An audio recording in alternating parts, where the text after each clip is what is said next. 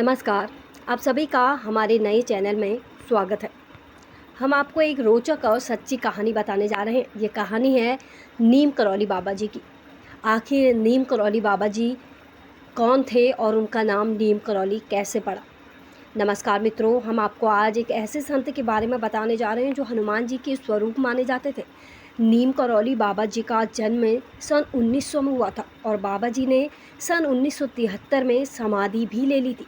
नीम करौली बाबा जी के बारे में कहा जाता है कि वो अपने भक्तों को कभी भी अपने पैर नहीं छूने देते थे।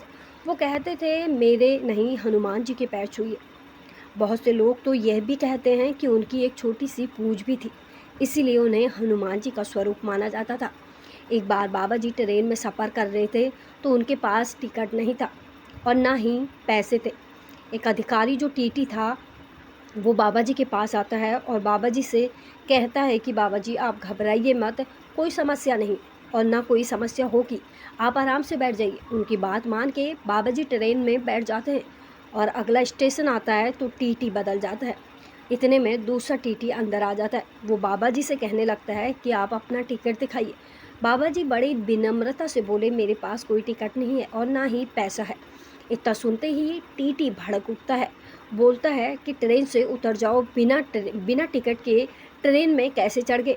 टिकट के आगे बैठ गए, पता नहीं कहाँ कहाँ से आ जाते हैं ऐसे लोग। इतना सुनते ही बाबा जी उतर गए। बाबा जी जिस स्टेशन पे उतरे उस स्टेशन का नाम करौली था। करौली स्टेशन में उतर के बाबा जी नीम के पेड़ के नीचे बैठकर समाधि लगा लेते। अब ट्रेन चलती नहीं। रेलवे विभाग के सब अधिकारी आ जाते हैं, इंजीनियर आ जाते हैं, बहुत कोशिश करने के बाद भी ट्रेन वहाँ से हिलती नहीं। ट्रेन मानो कि उस जगह पे चिपक जाती है। ऐसा लगता है कि ट्रेन को जैसे किसी ने पकड़ लिया हो, बिल्कुल अटक जाती है, मानो ट्रेन जैसे कोई चीज़ से चिपक गई हो।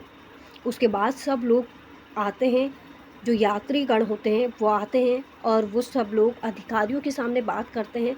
वो कहते हैं, वो जो बाबा जी नीम के पेड़ के नीचे जो संत बैठे हैं वो एक बहुत बड़े संत हैं और टीटी ने उनका बहुत अपमान किया, उन्हें बाहर कर दिया। उसके बाद भी टीटी कुछ नहीं सुनने को तैयार होता। टीटी कहता है कि ये सब मनगढ़ंत बात है, लेकिन पब्लिक के ज़्यादा शोरगुल करने पर, ज़्यादा प्रेशर देने पर टीटी घबरा जाता है और घबराहट में वो बाबा जी के पास गया और बाबा जी नीम के पेड़ के नीचे बैठे थे और बाबा जी के पास जाके हाथ जोड़ के बाबा जी से माफ़ी मांगने लगता है और बाबा जी को सम्मानपूर्वक ट्रेन में ले आता है। और जैसे ही बाबा जी ट्रेन में आके अपनी सीट पर बैठते हैं, ट्रेन चलना चालू हो जाती है।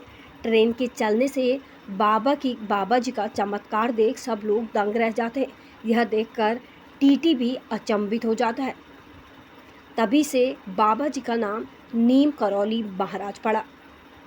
वर्तमान में नीम करौली जाने वालों का तांता लगा रहता है। देश परदेश यहाँ तक कि विदेशों से भी लोग बाबा जी के दर्शन के लिए आते हैं। आज के लिए बस इतना ही। मिलते हैं कल एक और सच्ची और रोचक कहानी के लिए। धन्यवाद। जय श्री राम। जय नीम करौली धाम।